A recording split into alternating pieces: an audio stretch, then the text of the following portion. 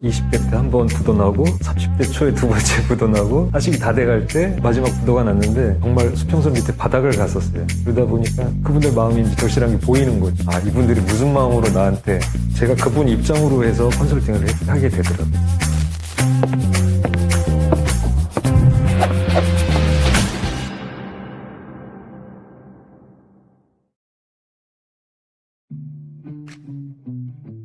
저는 크몽에서 비즈니스 카테고리 컨설팅을 하고 있는 김태천입니다. 사업을 좀 일찍 시작했어요. 그래서 20대 중반부터 처음 시작해서 20대 때 한 번 부도나고 30대 초에 두 번째 부도나고 40이 다 돼갈 때 마지막 부도가 났는데 다시 사업할 수 있는 기력도 안 생기고 어디 취직할 수 있는 것도 아니었고, 그래서 이제 아름아름 주변 사업하시는 분들이 1대1 컨설팅을 의뢰를 하셨죠.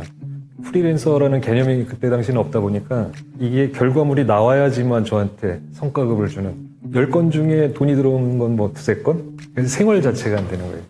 그러다가 이 크몽을 알게 됐는데 고객이 결제를 하고 제가 일을 한다는 거에 굉장히 큰 메리트를 느꼈죠.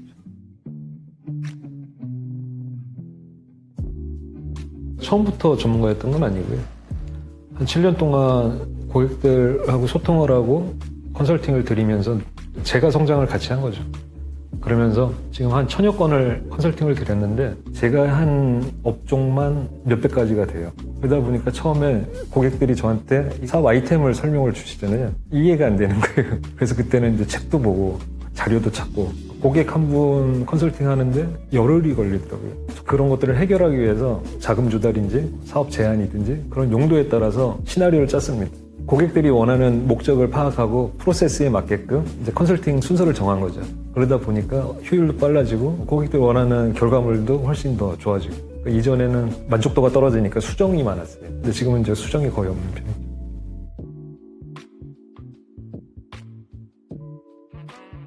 저한테 의뢰해 주시는 분들 한 80%가 자금 때문에 의뢰를 하세요. 그러니까 정부 지원이든 금융권의 대출이든 벤처기업의 투자 제안이든 다 자금이 필요하신 분들이거든요. 80%가. 경험이 없으신 분들은 그게 자금이 필요한 건 알지만 마음까지는 모르실 거예요. 근데 저는 3번의 부도를 통해서 그분들 마음이 이제 절실한 게 보이는 거죠. 아, 이분들이 무슨 마음으로 나한테, 그러다 보니까 제가 그분 입장으로 해서 컨설팅을 하게 되더라고요.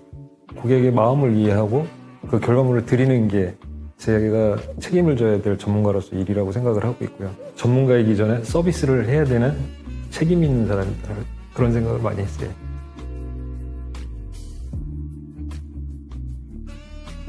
사업계획서는 사업 아이템의 강조와 디자인의 강조보다는 내가 앞으로 할 아이템, 내가 앞으로 운영할 사업에 대해서 내 자식, 할아버지, 할머니, 전 연령층이 누구나 봐도 이해할 수 있는 내용으로 전달이 돼야 된다고 생각합니다. 제 아이가 어렸을 때 초중고등학교 때도 제가 쓴 사업계획서를 보면 이해할 정도로 쉽게 써요. 기존에 본인들이 사업계획서를 만드신 분들이 있어요. 그래서 저한테 본인은 이렇게 만들었는데 왜 안 됐을까요? 물어봐요. 근데 보면은 굉장히 문서를 이쁘게 이렇게 꾸미세요. 근데 아이템만 이해하는 게 아니고 내 사업을 내가 어떻게 하는 걸 이해를 해야 되는데 보통들은 그 아이템만 강조하니까 운영을 어떻게 하겠다는 내용이 없는 거죠. 그런 잘못된 사업계획서를 갖고 저한테 의뢰를 주셔서 제가 컨설팅을 하고 그분이 나중에 좋은 결과로 저한테 덕분에 성공을 했다. 그러면 성취감도 느끼고 제가 전문가로서 이런 것들은 내가 잘했구나. 그런 사례들이 있죠. 네.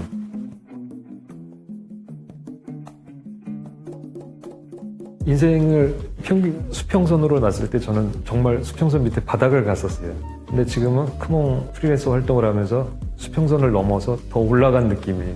그러니까 이렇게 어려움을 극복해서 자신감도 생기고 일에 대한 능률도 많이 커지고, 이런 부분들을 갖고 창업하시는 분들이 처음에 어려워하시는 부분이나 또 창업하신 이후에 사업이 어려워지시는 분들한테 제가 이런 경험을 같이 나누고 싶어요.